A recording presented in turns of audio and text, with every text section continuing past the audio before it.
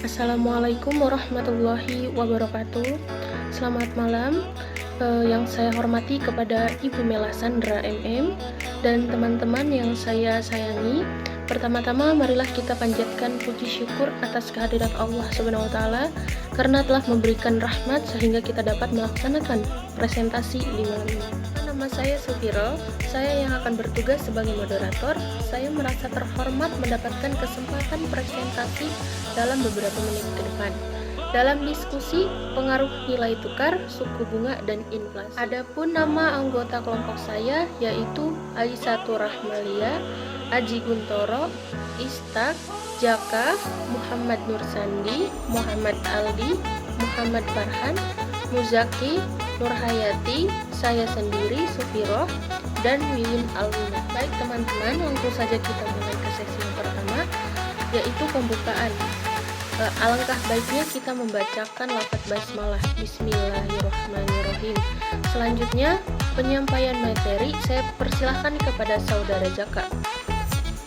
Nilai tukar atau kurs. Nilai tukar merupakan perbandingan nilai atau harga antara dua mata uang yang berbeda. Diciptakannya sistem nilai tukar ini dimaksud untuk mempermudah transaksi barang dan jasa internasional. Nilai tukar uang atau kurs adalah perbandingan nilai tukar mata uang suatu negara dengan uang negara asing atau perbandingan nilai tukar valuta asing antar negara. Ada beberapa faktor utama yang mempengaruhi tinggi rendahnya nilai tukar mata uang dalam negeri terhadap mata uang asing. Faktor-faktor tersebut antara lain yang pertama, laju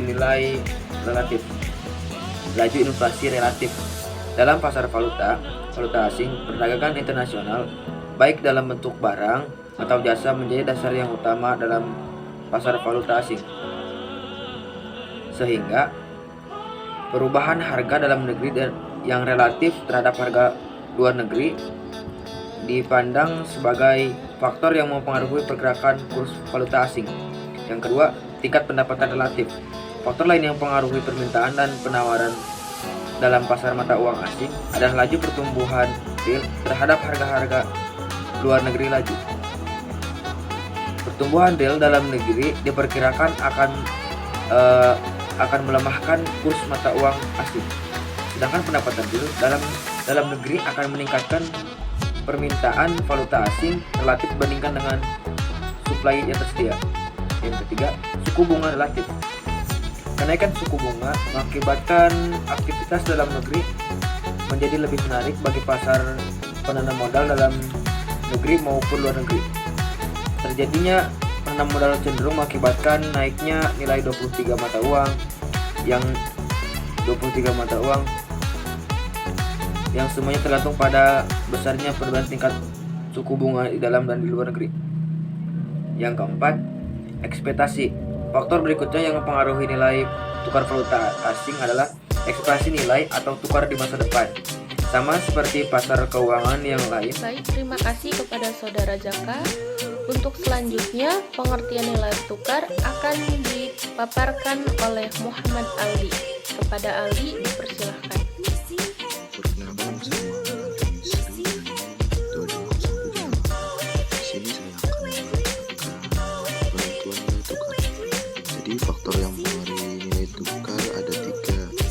Yang pertama, faktor fundamental berkaitan dengan indikator ekonomi seperti suku bunga, perbedaan relatif, pendapatan antar negara, ekspektasi pasar, dan intervensi bank sentral. Yang kedua yaitu faktor teknik berkaitan dengan kondisi penawaran dan permintaan devisa pada saat tertentu. Apabila ada kelebihan permintaan sementara penawaran tetap, maka harga falas akan naik, dan sebaliknya. Dan yang terakhir yaitu sentimen pasar lebih banyak disebabkan oleh rumor atau berita-berita politik yang bersifat insiden. Baik, terima kasih. Baik, terima kasih kepada Saudara Aldi. Untuk selanjutnya akan dijelaskan oleh Saudara Istak. Kepada Istak dipersilahkan. Baik, perkenalkan nama saya Istak. Saya akan menjelaskan faktor mempengaruhi tinggi rendahnya nilai tukar mata uang dalam negeri terhadap mata uang asing. A. Laju inflasi relatif dalam pasar uang valuta asing. Perdagangan internasional baik dalam bentuk barang atau jasa menjadi dasar yang utama dalam pasar valuta asing, sehingga harga dalam negeri yang relatif terhadap harga luar negeri dipandang sebagai faktor yang mempengaruhi pergerakan kurs valuta asing. B. Tingkat pendapatan relatif. Faktor yang mempengaruhi permintaan dan penawaran dalam pasar mata uang asing adalah laju pertumbuhan real terhadap harga-harga luar negeri. C. Suku bunga relatif. Kenaikan suku bunga mengakibatkan aktivitas dalam negeri menjadi lebih menarik bagi para penanam modal dalam negeri maupun luar negeri. Baik, terima kasih kepada Saudara Istak. Untuk selanjutnya materi akan disampaikan oleh Saudara Nur Sandi. Kepada Nur Sandi dipersilahkan. Baik, perkenalkan nama saya Muhammad Nur Sandi. Saya akan menjelaskan tentang faktor-faktor yang mempengaruhi permintaan valuta asing. 1. Faktor pembayaran impor. Semakin tinggi impor barang dan jasa, maka semakin besar permintaan terhadap valuta asing, sehingga nilai tukar akan cenderung melemah. Sebaliknya, jika impor menurun, maka permintaan valuta asing menurun, sehingga mendorong menguatnya nilai tukar. 2. Faktor aliran modal keluar. Semakin besar aliran modal keluar, maka semakin besar permintaan valuta asing dan pada lanjutannya akan memperlemah nilai tukar. 3. Kegiatan spekulasi. Semakin banyak kegiatan spekulasi valuta asing yang dilakukan oleh spekulan, maka semakin besar permintaan terhadap valuta asing, sehingga memperlemah nilai tukar mata uang lokal terhadap mata uang asing. Baik, terima kasih. Terima kasih kepada Saudara Nur Sandi. Materi selanjutnya akan disampaikan oleh Wiwin Alwinah.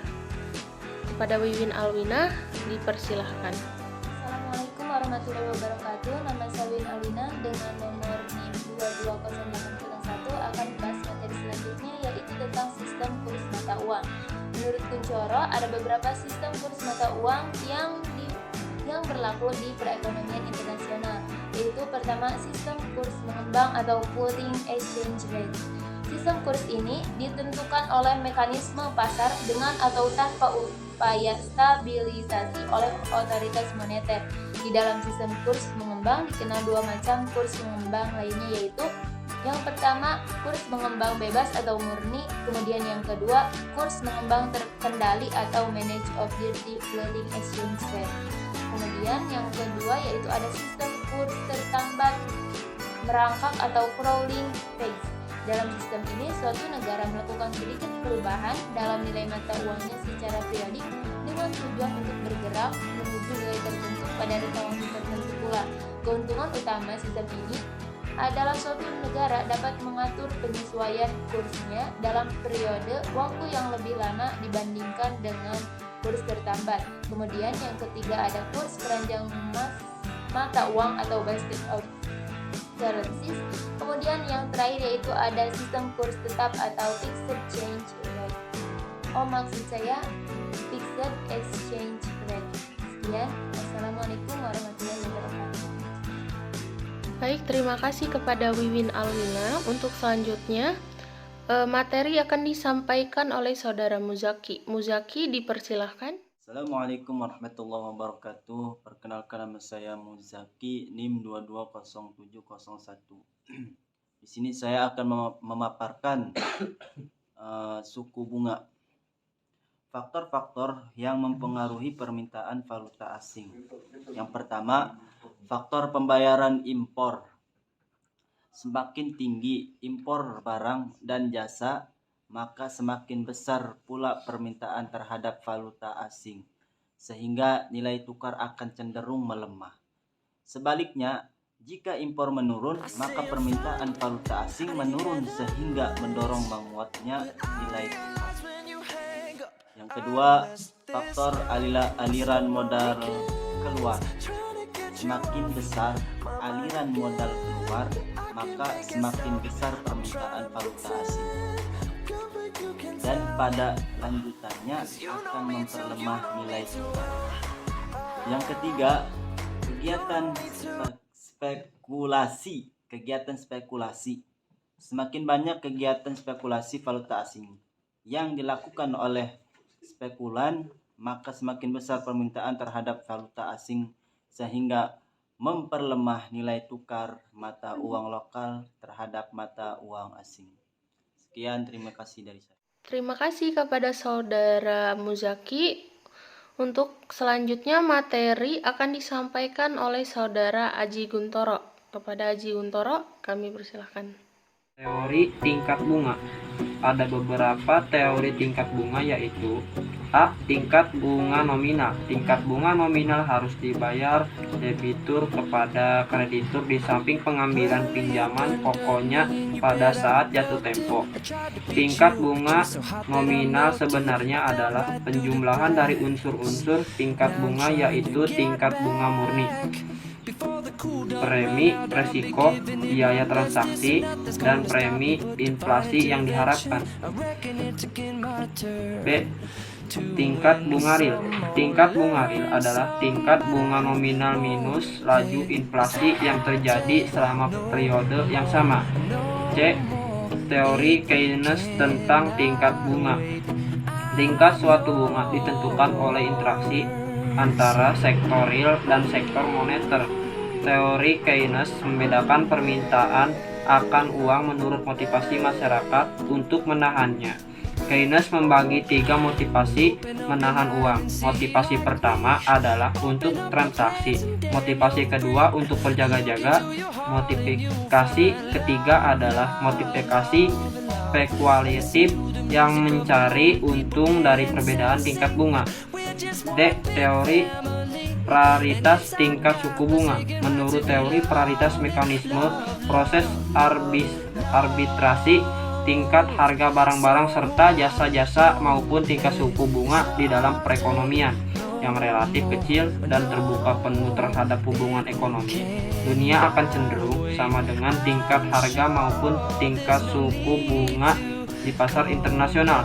Menurut teori ini, perekonomian yang kecil dan terbuka seperti ini tidak dapat menentukan tingkat bunga harga maupun tingkat suku bunganya sendiri.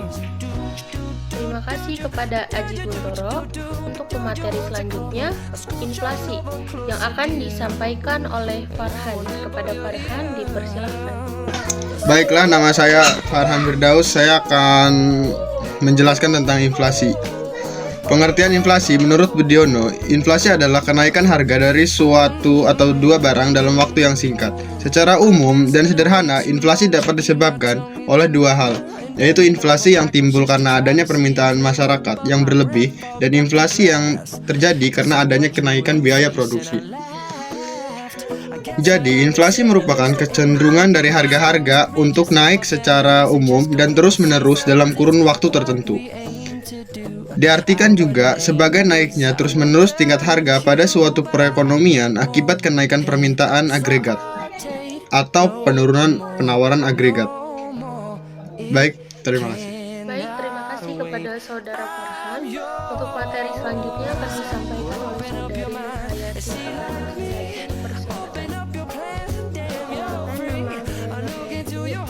Selanjutnya yaitu tentang jenis-jenis inflasi. Berdasarkan asal-usulnya, inflasi dibagi menjadi dua. Yang pertama yaitu inflasi dalam negeri atau domestic inflation, dan yang kedua yaitu inflasi dari luar negeri, import inflation. Inflasi dari dalam negeri adalah inflasi yang penyebabnya itu berasal dari keadaan perekonomian negara itu sendiri. Timbulnya inflasi ini karena defisit anggaran belanja yang dibiayai dengan percetakan uang yang baru, gagal panen, dan lain sebagainya. Sedangkan inflasi dari luar negeri adalah inflasi yang timbul karena kenaikan harga-harga di luar negeri, sehingga akan mempengaruhi barang-barang yang diimpor maupun diekspor. Terima kasih kepada Saudari Nurhayati. Untuk materi selanjutnya akan disampaikan oleh Saudari Aisyah Rahmalia. Kepada Aisyah, dipersilahkan. Halo, nama saya Aisyah Rahmalia dengan NIM 220561. Di sini saya akan sedikit memaparkan tentang inflasi. Menurut Novirin 1997, perkembangan atas dasar besarnya laju inflasi dibedakan menjadi 3 kategori, yaitu yang pertama ini ada creeping inflation. Creeping inflation adalah inflasi tahap awal dengan kenaikan harga secara lambat atau sering juga disebut dengan inflasi lunak. Biasanya creeping inflation ini ditandai dengan inflasi yang rendah atau kurang dari 10% per tahunnya. Kenaikan harga berjalan secara lambat dengan persentase yang kecil dalam jangka waktu yang relatif lama. Dan yang kedua ini ada galloping inflation. Galloping inflation adalah inflasi menengah yang ditandai dengan kenaikan harga yang cukup besar dan kadang-kadang berjalan dalam waktu yang relatif pendek, serta memiliki akselerasi, artinya harga-harga barang per minggu atau per bulan ini lebih tinggi dari minggu atau bulan yang lalu dan seterusnya. Poin yang ketiga ini ada hyperinflation. Hyperinflation adalah kondisi inflasi yang paling parah akibatnya terhadap perekonomian, karena dengan harga-harganya yang naik sampai 5 atau 6 kali. Hyperinflation merupakan hal yang sering terjadi akibat tindakan pemerintah untuk menutup defisit anggaran belanja dengan jalan mencetak uang baru, sehingga jumlah uang yang beredar di masyarakat tinggi dan mengakibatkan laju inflasi bertambah. Terima kasih kepada Saudari Aisyah yang sudah memaparkan materinya. Baiklah, demikian presentasi dari kelompok kami. Saya sebagai moderator, saya meminta maaf atas kekurangannya. Wabillahi taufiq wal hidayah. Wassalamualaikum warahmatullahi wabarakatuh.